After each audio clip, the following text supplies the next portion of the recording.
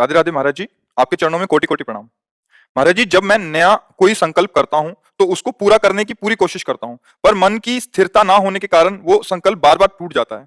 मन की स्थिरता ज्यादा दिनों तक टिकती नहीं है। महाराज जी, मैं क्या करूं, मेरा मार्गदर्शन करें। क्या संकल्प करते हो? ब्रह्मचर्य का संकल्प करते हाँ, हैं। तो टूट जाता है तुम ही तोड़ देते हो, कोई दूसरा थोड़ी तोड़ता है। हम ही पकड़ते हैं, हम ही छोड़ते हैं। हमें सतमार्ग को ग्रहण करते हैं, हम ही असत मार्ग को ग्रहण करते हैं। अभी आपकी निष्ठा में दम नहीं है। वो दम जो आती है ना, भगवान के भजन से आती है। जब आपके अंदर आध्यात्मिक बल होगा तो एक बार सोच लिया, अब वही होगा। चाहे आग में झोंक दिया जाए तो भी वो बात बदलेगी नहीं। ये दम आती है भक्ति से। भक्त सब कुछ सह सकता है। जिसने भगवान से अपनापन कर लिया, वो अपने प्राणों का त्याग हंसते हंसते कर सकता है। फिर और तो बात ही क्या है। तो बिना भजन के संकल्प विकल्प तो व्यर्थ है। भजन करो, संकल्प करना ही नहीं पड़ेगा, इच्छा ही नहीं होगी। गंदे कामों की इच्छा ही नहीं होगी। मन मलिन है और शुष्क है, इसलिए वो भोगों की तरफ जाता है। मन निर्मल और द्रवित हो जाए, उसमें विकार ही नहीं उत्पन्न होगा। निर्मल मन, निर्विकार मन भजन से बनता है। तो नाम जप करो। करते हो नाम जप? हाँ, अच्छे से करो नाम जप, तो बल आएगा। फिर आप मन को रोक सकते हैं। भजन बल से मन को रोका जा सकता है, बुद्धि बल से नहीं। क्योंकि बुद्धि भी सपोर्ट में ही है मन के। हाँ, तो हमारे अंदर जब भजन बल किसे कहते जानते हो? विवेक।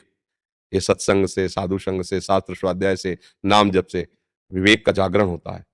तो होए विवेक मोह भ्रम भागा। अज्ञान नष्ट हुआ तो अज्ञान की धरा में सारे खेल होते हैं, काम क्रोध लोभ मोह मद के। विवेक में थोड़ी होते हैं। विवेक तो सत और असत का निर्णय करता है। तो असत क्रियाओं का कर्ता जो मलिन अहंकार ज्ञान जनित है, वो विवेक के द्वारा नष्ट हो जाता है। नाम जप कीजिए, भगवान का आश्रय लीजिए और कुसंग से बचिए। नाम जप करोगे, पाठ करोगे, सत्संग सुनोगे और कुसंग करोगे तो फिर भी होगा। कुसंग होता है एक वृत्ति से और एक होता है व्यक्ति से। बाहर के व्यक्तियों का कुसंग न हो, गंदा दर्शन, गंदा संभाषण, गंदी बातें सुनना। ऐसे ही अंदर की वृत्ति भी गंदी हो तो उसका संग न करे, उपेक्षा कर दे। जैसे गंदा आदमी हमें गंदी बातें सुना रहा है तो हम भगाए नहीं, लेकिन अपने आप को हटा दें। साधु स्वभाव ये होता है कि उसको दंड नहीं देना, हमें अपने आप को जलाना है, अपने आप को हटाना है, उसकी बात नहीं माननी। ऐसे अंदर की वृत्ति गंदी आ रही है, हमें परेशान नहीं होना, मतलब ही नहीं, तो बोलता रहे, मन फेंकता रहे गंदी बातें, हमें स्वीकार नहीं करना, ठीक हो जाए। पर इसके लिए धैर्य चाहिए। अगर धृति कमजोर है तो नहीं चल पाएगा। हाँ, रसेंद्री और जनेन्द्री के वेग को वही धारण कर सकता है जो भगवान का आश्रय लिए है और जो भजन परायण है। प्रवचन करने से, प्रवचन सुनने से इन पर अंकुश नहीं किया जा सकता।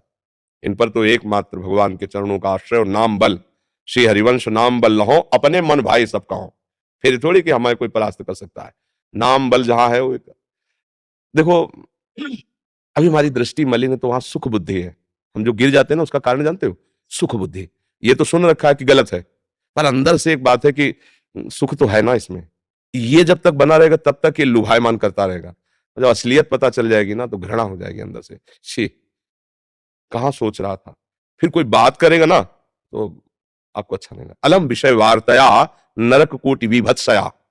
करोड़ों नरकों से भी ज्यादा घृणित बात लगेगी विषय भोगों की, जिसके लिए आप कहते हो वो करो। क्या है?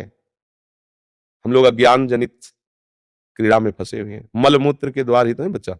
जहां हाथ लग जाए तो रज से कई बार हाथ धोना पड़ता है, वही स्थान तो है ना।